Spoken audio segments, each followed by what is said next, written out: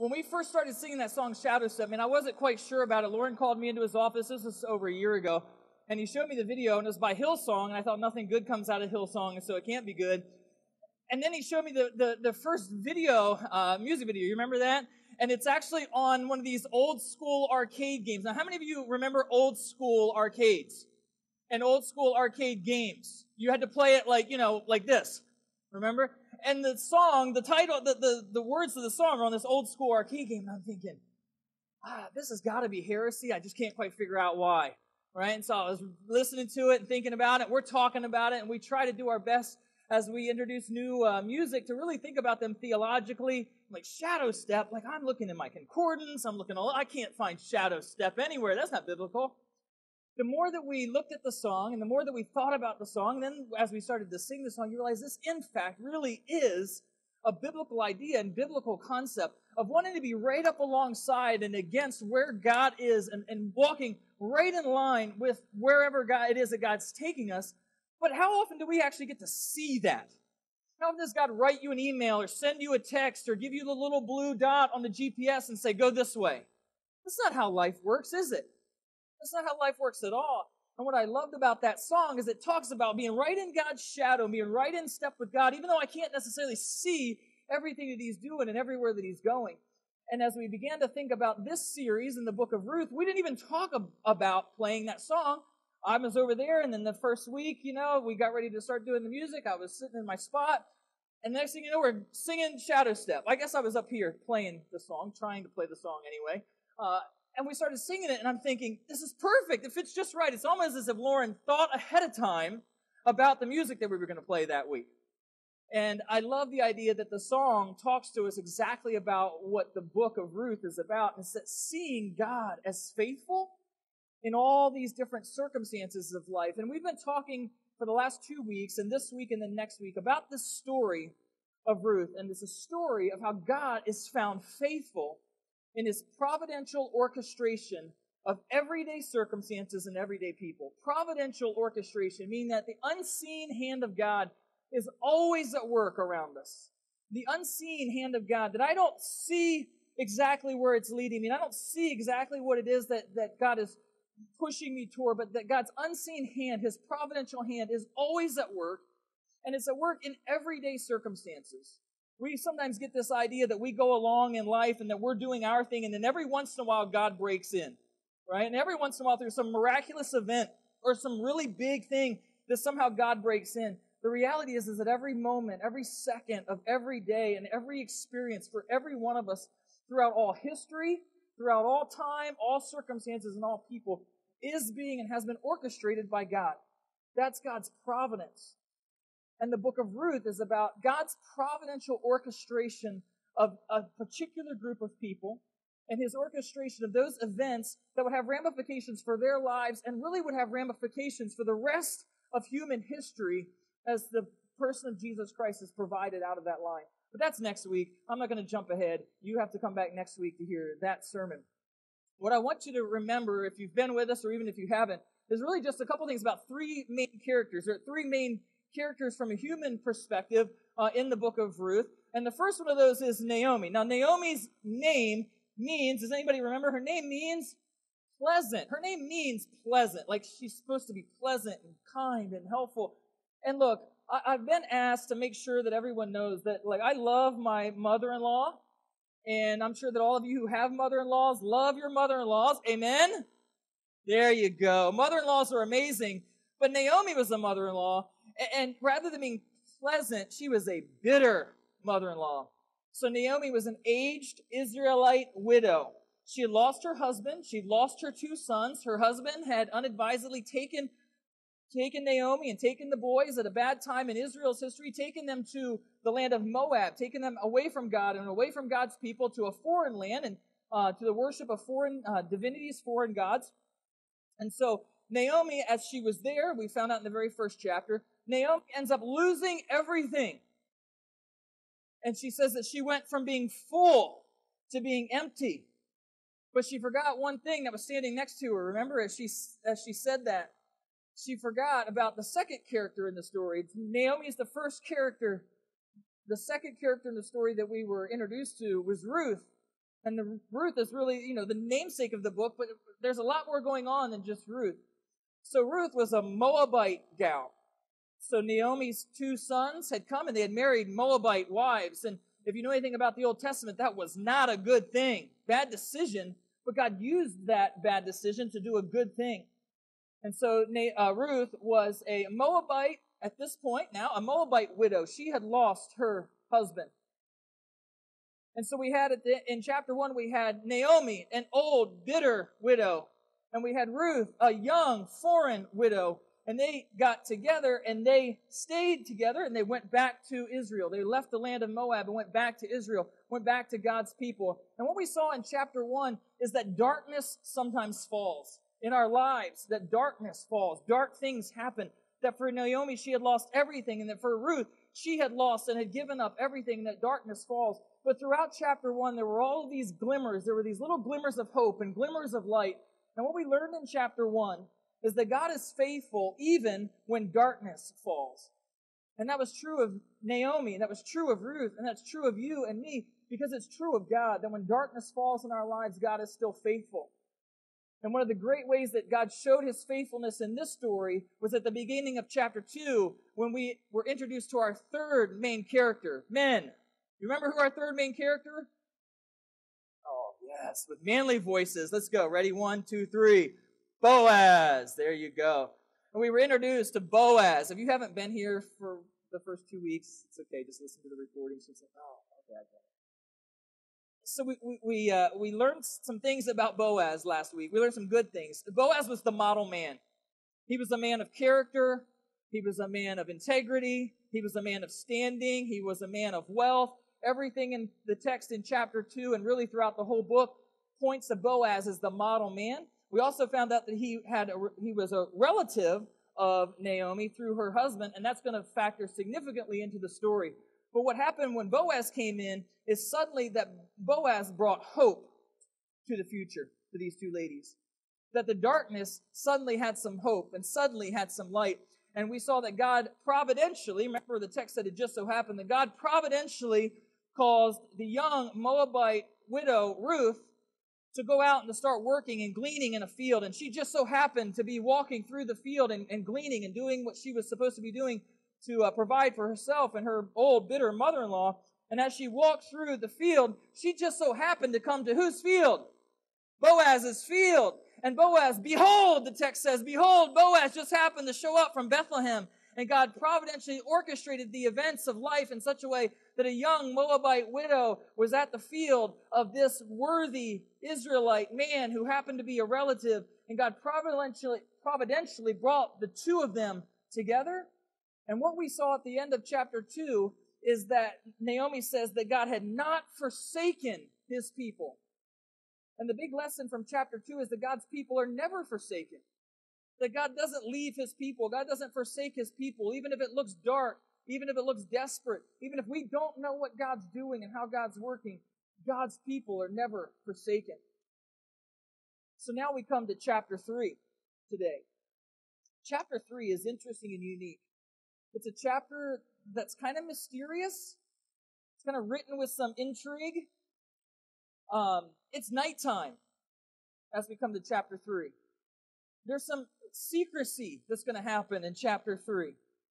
This happens from sunset to sunrise in one day here in chapter 3. This text of chapter 3 is shrouded with some innuendo. I don't think I need to tell you what that means, but it's shrouded with some innuendo. And there's details as we read it that are intended to raise some eyebrows. So as we're reading chapter 3, if you're like, huh? Wait, what? Yeah, that's what the author intends here. As a matter of fact, this is one of those moments, parents, that if you're watching this on the screen as a movie, you'd be grabbing the remote. Okay, got my finger on the fast forward. Am I going to need to go? I'm waiting. Fortunately, you never have to push fast forward. Thank you, right? But you're wondering, in the way that this is written, you're wondering, what's going to happen? What's going on? This looks a little risque. This looks a little sketchy. I'm not quite sure. In this chapter, our three characters, Naomi and Ruth and Boaz, are going to find themselves in a bit of a risky situation, but we're going to learn a really important lesson about them and about God as we go through it. So today we'll break it down into a couple of pieces. in Ruth chapter 3. We'll talk about a risk that's worth taking. And I want to start in the first five verses. Verses 1 through 5, we're going to see Naomi's risky proposition here. Verses 1 through 5, Naomi's risky proposition. Chapter 3, verse 1. Then Naomi, that's Ruth's mother-in-law, said to her, My daughter, should I not seek rest for you, that it may be well with you? Is not Boaz our relative, with whose young women you were? See, he is winnowing barley tonight at the threshing floor. Wash, therefore, and anoint yourself. Put on your cloak, go down to the threshing floor, but do not make yourself known to the man until he has finished eating and drinking. But when he lies down, observe the place where he lies, then go and uncover his feet and lie down, and he will tell you what to do. And she, that is Ruth, replied, All that you say, I will do. I'm checking eyebrows. I'm seeing, are they raised?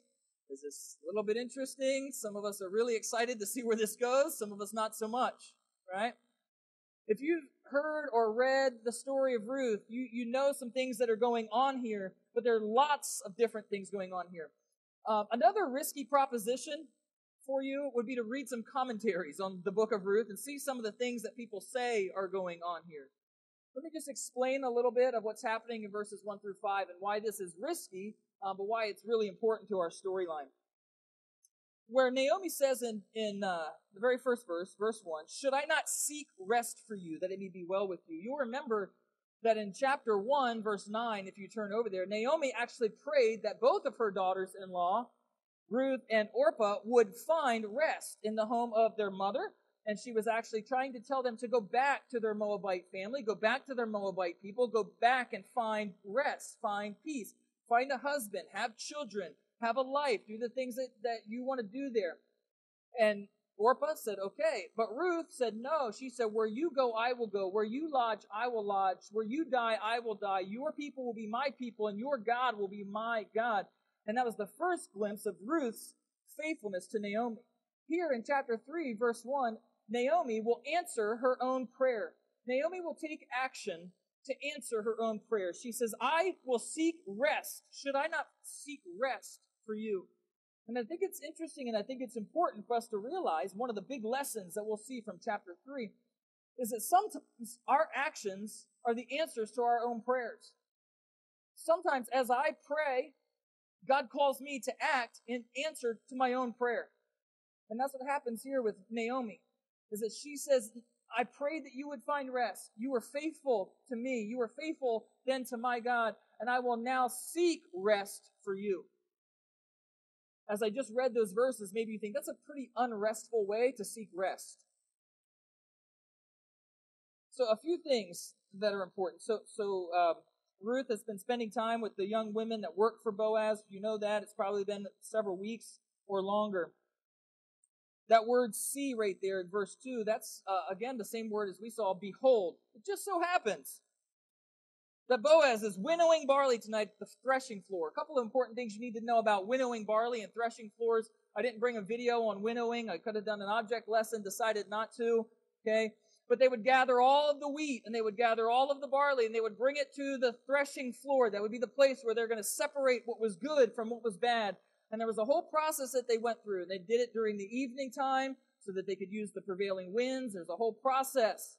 But they were there, and this was like the end of their farming season. This was when the fruits of their labor came forth. And they'd worked for weeks or maybe a month to do a harvesting process. Boaz and all of the men that were with him and the ladies that were there that were doing the things that they did, and everybody was doing their part. And so the winnowing would take place as the men would bring all of that to the floor, and they would take care of separating the wheat or the barley from the chaff. And they would see the fruits of their labors for the first time. This was actually a really celebratory time as they were doing this. It was the end of the barley harvest. They were excited. This is the money that we're going to make. And it was a really good thing. The threshing floor was an interesting place. You had a lot of men who had worked really hard for a long time, and they were there together by themselves. Sometimes when men get together as a group, really cool things happen. We have a men's retreat. We get together.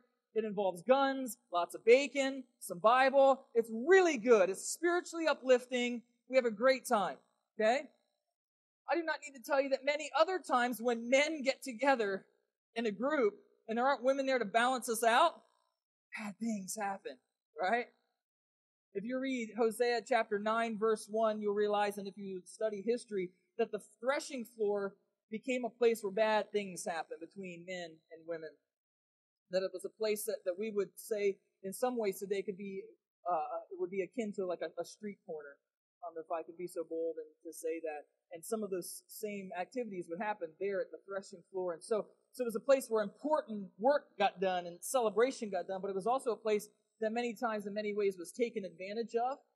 And it's important that we know that so that we know the setting that Ruth is actually going into and that Naomi is sending Ruth into.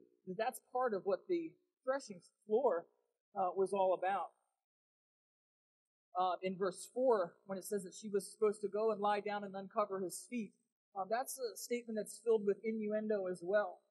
And there are various interpretations about how that could be taken. You can imagine that this is a risky situation. Ladies, single ladies, if someone told you that it was time to go find a boyfriend, and they started this way, they said it was time to find your man, it was time to find a husband, and they said, start out by doing this, take a bath. That's positive, right? That usually goes well. That's a good thing. You're going to go out on a date with a guy, and he's a good man, and he's a Boaz, and your dad approves, and the shotgun is available. The first thing you want to do, right? Take a bath. This is important. So she takes a bath. Put on perfume. That's how we feel about the perfume. I'm concerned. She says, bathe, put on perfume. Conceal your identity. Wait, what? That's what she said. Put on your cloak. Now, some of your translations say, put on your best clothes. That's a poor translation. Naomi is telling Ruth to conceal her identity, not to get dressed up like it's her wedding day. That wouldn't fit in the context. There's a lot that goes on with that. She's telling her to conceal, put on a cloak. The word is for an outer garment. A cloak has a hood on it, and she would be concealing her identity. So bathe, put on perfume, conceal your identity. Go out at night. Go to a place where prostitutes frequent. Go to a place where lots of men have been working really hard and they're really tired and their judgment is a little bit lax. Hide. That makes sense, right? Hide. You're going to pounce. You got to hide. Wait till the man is full. Wait till the man is happy. Wait till the man is fast asleep. Uncover his legs. Lie down. Wait to see what happens. Now, how many of you are signing up for that? That sounds like a pretty good idea. That's a dating philosophy. Let's write a book on it. Let's publish it. Let's make a video. What is this all about? Because this sounds sketchy, doesn't it? You're thinking, is this the Bible? Like it's the Old Testament, but it's kind of sketchy. You know, we're all wondering what's going on. This is a risky proposition. There's a couple of things that you need to know, and we'll see in Ruth's actions and Boaz's reactions some important things here. This is risky, but it is not risque, and it's important that we make the distinction between these two to see what Naomi is trying to accomplish and what Ruth is trying to accomplish. What is happening here is that Naomi is trying to help Ruth induce a conversation, not to seduce a client. Very important distinction. A conversation needs to be had in order for things to go the way that they're supposed to go, in order for Boaz to know the role that he has within the family. A conversation needs to happen. For some reason, that conversation needs to happen privately. And so Naomi is taking the initiative to move that conversation along. And the conversation is going to be had, and God's going to work through that conversation. The first thing you need to understand is that throughout Ruth, from the beginning of chapter 1 to the end of chapter 4, both Ruth and Boaz are seen as morally upright people, godly people. There's nothing in the text that would lead us to assume that there's something immoral that happens, that there's something that's wrong that happens. This is what happens. And it was a risky endeavor. And as any of you would say, yes, this is a risky endeavor. But they need to have a personal and a private conversation. And this is the way that they go about having that conversation. So that's Naomi's risky proposition. Then we're going to see Ruth's courageous proposal. you're wondering if they all end in P, no, they don't. You're welcome. I get tired of alliteration sometimes too. Verses 6 through 9, let's see how Ruth reacts here. Verse 6, so she, that is Ruth, went down to the threshing floor and did just as her mother-in-law had commanded her. And when Boaz had eaten and drunk, and his heart was merry, he went to lie down at the end of the heap of grain. Oh, a couple things. We're not led to believe that Boaz is drunk. That's reading into the text, okay? This is not someone who's in a drunken stupor. That's important for us to understand as we're trying to interpret what exactly is going on here. But I will just speak confidently and boldly as a man, and I'll let out a little secret, ladies. If you want your husband to do something, food and drink really prime the pump, right? Good food really prime. You're giggling. They all know it's true. You already knew, didn't you? All the ladies are like, duh, and all the guys, like, stop. Just, right?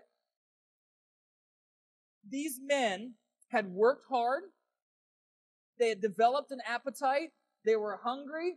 And then they had eaten. And they'd probably eaten well because this is a celebratory time. And they had eaten well. And they had drink. It doesn't say that he was drunk. It says that their heart was merry. And that's not the same thing as saying that the man was drunk. It just means the same thing as it means when I get done working here at the end of today, I'm going to go home. And hopefully at the end of the day at home is going to involve some sort of nachos or a burger or some sort of thing. Because when I preach here and I stand up here and talk for an hour and 15 minutes, they say that an hour doing this is like an 8-hour workday. So I'm like, man, I'm tired, right? And all I want to do is I want to go home. I want to eat some good food. I want to drink a nice Pepsi. Like Pepsi, right? That's what they're talking about right here. In the Hebrew, it's Pepsi. He ate a pizza, he had a Pepsi, and he was happy. And then I just want to fall asleep for like 3 hours on the couch. Oh, that is a Sunday afternoon. Thank you, Jesus, right? That's what's happening here, is that these are men who worked hard and then they had good food, they had good drink, and they were happy. And we all know that that's a good time to approach someone about something important. That's what's happening in the text. And you think, wow, okay, so they were doing it in Bible times. I should be able to do it now. Ladies are on the phone ordering Uber Eats for their husbands. I got stuff I need to get done. We got to get them some good food. Honey, what do you want right now? Okay, dial it back in over here. Put Uber Eats on hold. He went to lie down at the end of the heap of grain. Then she came softly and uncovered his feet and lay down. At midnight, the man was, there's an interesting word. At midnight, the man was startled and turned over. And, here's our word again, and behold, what do you know? I went to sleep by myself. There's a bunch of sweaty other guys over here in the corner, and I'm over here asleep on the grain. I'm full, I'm happy, and behold, there's a woman laying there. That's what it says. At midnight, the man was startled and turned over, and behold, a woman lay at his feet. What you need to see here is suddenly, on the threshing floor, the worthy man is asleep on the threshing floor, which I just told you about what happens there, and there's a woman laying at his feet. What the author wants us to be thinking, and wanted those first readers to be thinking, is what's going to happen next. Because all indicators would seem to point toward a particular conclusion, would they not? I don't need to remind you about the history of the Moabites and the history of Moabite women and their seduction of Israelite men that plays into the text even here. And all of these indicators are pointing us in the direction that something's going to happen. Is the worthy man going to continue to remain worthy? Is the worthy woman going to be worthy? What's going to happen? Verse 9. He said, "Who are you?" And she answered, "I am Ruth, your servant." And then a really cool phrase. "Spread your wings over your servant, for you are a redeemer." The phrase "spread your wings" can be translated. You may even have a little note there. The corners of a garment. First of all, if you remember back to chapter 2, Boaz prayed, and he was thankful that Ruth had come to the land of Israel so that God would spread his wings over her and that she would rest in the shadow of God's wings. Remember that in chapter 2? So now Boaz is actually answering his own prayer. But what you need to know about spreading your wings or the corner of your garment is that was an idiom in that day. And you know what it was an idiom for? It was idiomatic for this.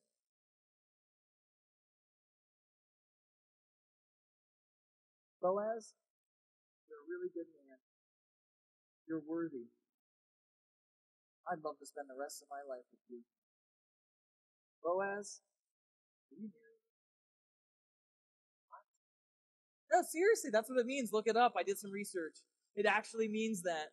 That at this moment, Ruth is asking Boaz to marry her. Ladies, never do that. This is a special circumstance. Some of the things that I think that we have to see in this. First of all, remember that the setting of this is the days of the judges.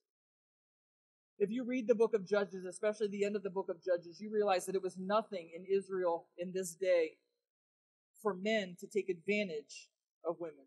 It was nothing in this day. That was common practice for men to take advantage of women, especially foreign women, especially women who were alone, especially women who were unprotected, women who didn't have someone else looking out for them. And here's Ruth at midnight on the threshing floor, there with him, probably just the two of them in that immediate vicinity right there. In the days of the judges. And you realize that Ruth has put herself in this vulnerable position. But I believe that his character bolstered her courage. That Boaz's character and what she knew about him and how he had already treated her and the things that she knew from her mother-in-law about his character, that his character bolstered her courage. She didn't go down there that night thinking she was going to be taken advantage of. She didn't go down there that night thinking that she was going to come back broken. She did not go down there that night thinking that Boaz was going to do things that he shouldn't and act in ways that he shouldn't. She went down there that night fully expecting that he was going to continue to be a worthy man, and his character bolstered her courage. There's a lesson there for us. Men, especially, there's a lesson there for us. That we need to be men of character. And as I've said throughout each chapter of this book, that there's one large lesson that looms over this entire story, but there are lots of other smaller lessons that we learn through these people. And one of the great lessons that we learn from Boaz is that Boaz was a man of character, and that his character bolstered her courage. That she could even do what her mother-in-law asked her to do because of the fact that he was a man of character. And the text helps us to understand that, leads us to believe that. And she even goes and she asks him for the hand in marriage. And I need to tell you this, that next week we'll finish this series with chapter 4, and the title of the sermon is Redeeming Ruth. So we're going to talk about that big thread of redemption that runs through this entire book and really runs through the entire Bible. And if you wonder why, another reason why we gave you a little preview of Christmas is because this series in Ruth fits really nicely right up against our Advent series that I'll tell you about next week, right? Because it's going to take us right to Christmas, and it's going to be pretty. We may even have some Christmas trees up here at the end. Who knows, right? Great. But as Ruth and Boaz are there on the threshing floor at night, and she's there doing what she's doing, asking him to care for her, she's got her heart on the line. She's got her character on the line. She's got everything on the line. And in reality, so to see. It was a risky proposition. And then she made a courageous proposal. And as you think about it, you have a Moabite proposing to an Israelite. You have a woman proposing to a man. You have someone who's younger proposing to someone who's older. You have the field worker proposing to the field owner. All of this is backwards, and everything leads us to believe there's no way that this would ever work. No way that this would ever work. But as I've been saying, this is a story of God's providence, God's unseen hand at work orchestrating the events of life. And we'll see those in the next verses. In verses 10 through 15, we'll see Boaz's worthy response. So how's Boaz going to respond to all this? Verse 10, and he said, "May you be blessed by the Lord, my daughter. Boaz is always talking about Jesus. Okay, he's always talking about Yahweh. He's always talking about God. Remember his first conversation with his own workers back before in chapter 2 last week? He's always bringing up God. You have made the last kindness greater than the first, and that you've not gone after younger men, whether poor or rich. Remember, we said Boaz was a bit of an older man, and Ruth was a bit of a younger gal. He said, you could have had anybody, and you picked me. Right? Some of us men, we identify with that. Amen? Fellas? You could have had anybody. Right, Denny? You could have had anybody, and you picked me? I can understand. I see why. And Boaz says, blessed by the Lord. And there's so much that's going on here that Ruth is not just looking out for herself. She could have had someone younger. She possibly could have had someone richer. She could have stayed in Moab and had her own life and her own identity with her own people. But she's looking out for her family. And as you'll see next week, she's even looking out for the name and the inheritance of her dead husband. And so Ruth is looking out for someone far greater than herself. Verse 11, and now my daughter, do not fear. I will do for you all that you ask. Cool, he said yes. She asked and he said yes. It would have been awkward if he'd have been, I'm not sure. The story would have gone quite differently. He said, for all my fellow townsmen know that you are a worthy woman. That's an interesting statement right there because we find it two other places in the Old Testament. A worthy woman. They're both in Proverbs. Proverbs chapter 12 verse 4 and Proverbs 31:10 are the two other places that you find that. Both talking about a worthy wife. And Boaz says that to her. Verse 12, and now it is true that I am a redeemer. Yet, wait a minute. Everything was going smooth. Everything was great. Yet, there is a redeemer nearer than I. That means he doesn't have the right at first to say yes. There's a redeemer nearer than I. Verse 13, remain tonight, and in the morning, if he will redeem you, good, let him do it. But if he is not willing to redeem you, then as the Lord lives, I will redeem you. Lie down until the morning. What he's saying is that there's someone, another relative, who has the right to marry Ruth first. She should have been knocking on someone else's door first. It wasn't him, it was someone else.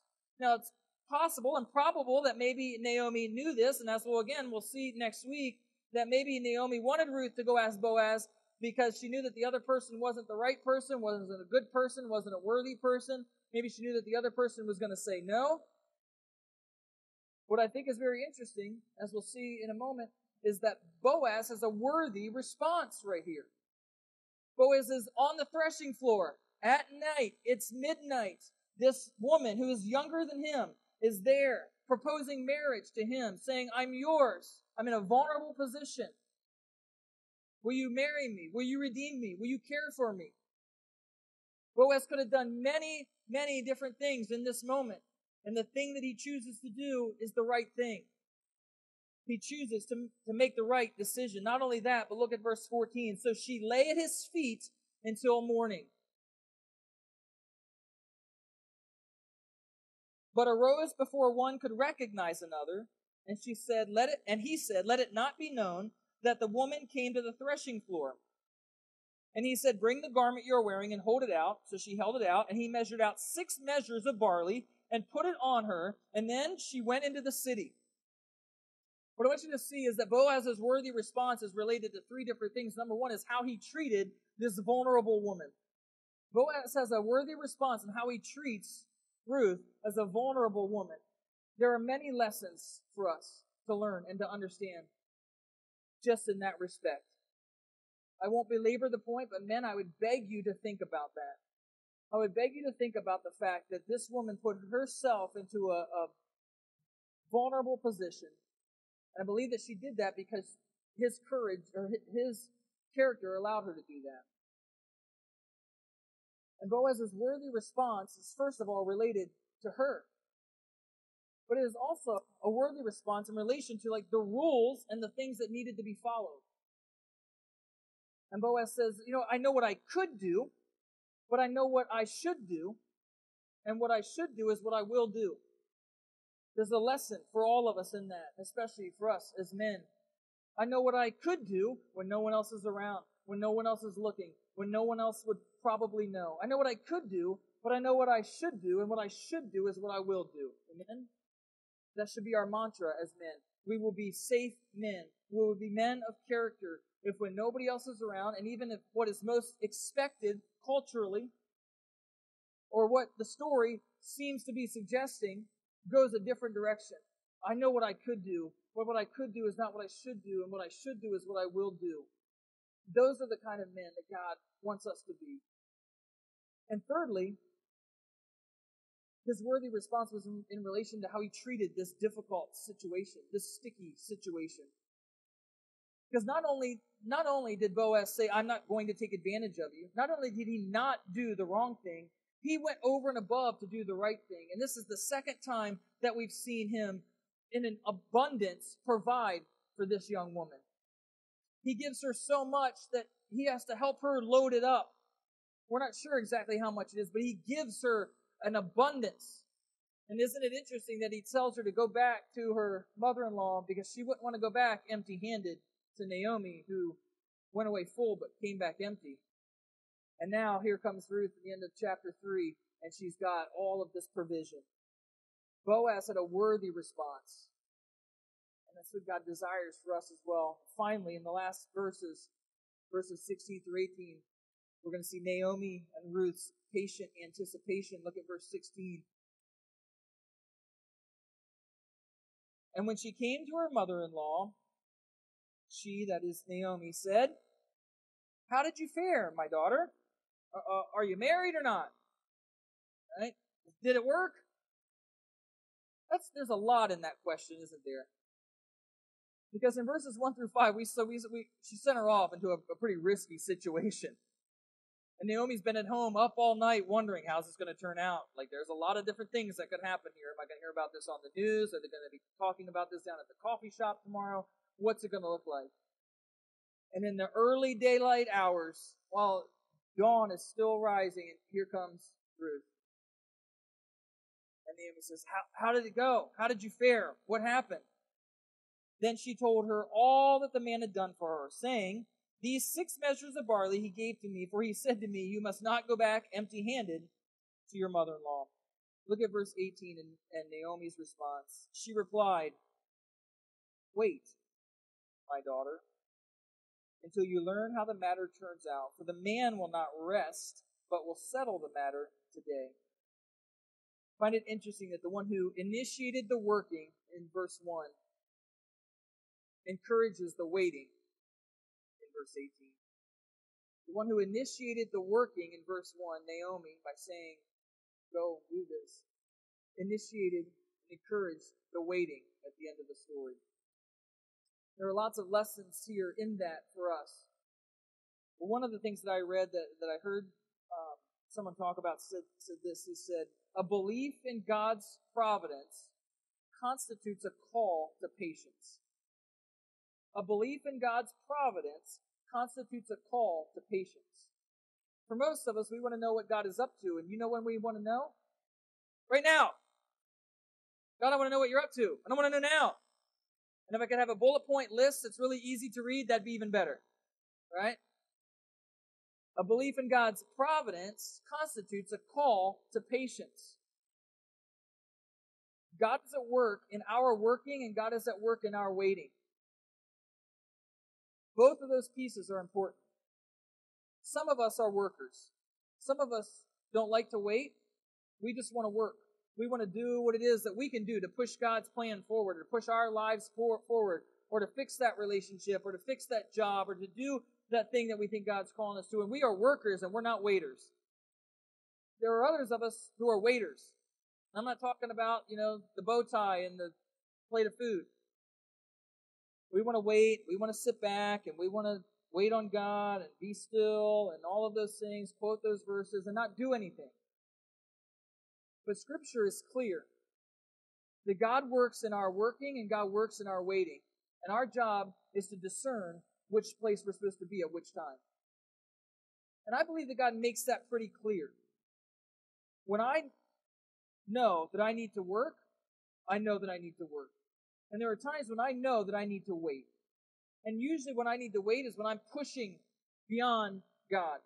And usually it's I haven't prayed about it, I haven't thought about it, I haven't sought counsel about it, but I know because I know, and I know it's best, so I'm going to go. I'm going to put my foot on the gas, jam it down as hard as I can, and we're going to go. And usually in those times is when I need to back off and I need to wait. Some of us in the room today need to understand that we need to wait on the Lord. Just like Ruth had to wait and see what happened, we need to wait. Others of us need to see what Boaz does, and he says, I won't wait. Naomi says, don't worry, he will not rest until this matter is solved, and as we'll see in chapter 4, that's where he goes. And as we continue to think about God's providence, I want you to understand that God is at work. That the unseen hand of God is at work orchestrating the events of your life, and your life, and your life, and each of our lives. And he's orchestrating the circumstances and the events of history. God is at work, amen? God is at work in our working. There are some of us who have some things that we need to do. We have some relationships that we need to work on. We have some activities that we need to take. I don't know what those are, but you do. There are some of us who need to step back and we need to wait. We need to trust and we need to pray. But the providential hand of God is at work in all of those things. And here's where the rub comes in. Sometimes working is risky. Sometimes waiting is risky. But a trust in God's providence, a trust that God is faithful, like we've said from the very beginning, a trust in the fact that God is found faithful is a risky proposition. To live your life to say, I'm going to trust in God's providence. I'm going to place my faith and place my trust in God's providence. When God says go, I'm going to go. When God says wait, I'm going to wait. That's risky business. Most of us think we can do life better on our own. I'm pretty sure that when Naomi brought Ruth in and she says, okay, I got a plan. Right there at the beginning. And she starts to unveil this plan. Ruth's probably thinking, there are better ways maybe that we could go about this. For each of us, trusting in God is a risky proposition. But I believe that it's a risk we're taking. Because if God really is sovereign, God really is in control, God really is at work, then it's much less risky for me to give my life to Him than it is for me to keep it for myself. It's much less risky for me to give my decisions to Him than it is for me to try to make all my decisions on my own. Trusting God is a risk worth taking. Naomi found that out. Ruth found that out. As we'll see next week, it was a risk that was worth taking.